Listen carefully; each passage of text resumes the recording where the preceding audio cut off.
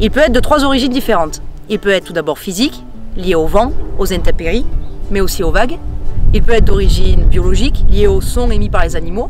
Et pour finir, il peut être d'origine humaine, lié notamment aux activités maritimes, aux activités plaisancières et aux activités militaires. Cependant, le bruit lié au trafic maritime depuis une vingtaine d'années ne cesse d'augmenter et provoque ce que l'on appelle à l'heure d'aujourd'hui une pollution sonore.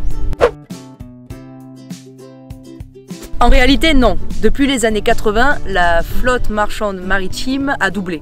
De nombreuses sources de bruit se combinent. On a les activités maritimes, l'exploitation pétrolière, les dragages, les constructions et aussi les activités militaires, provoquant ainsi, au niveau de tous les océans, un fond sonore qui ne cesse jamais.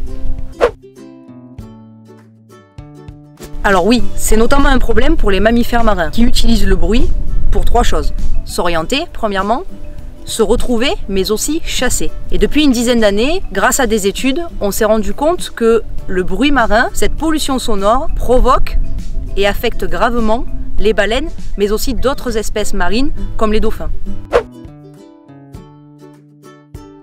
Alors à l'heure actuelle, il y a seulement quelques ONG qui essayent de lutter contre la pollution sonore, mais en réalité, aucune mesure, aujourd'hui, en 2020, n'a encore été prise.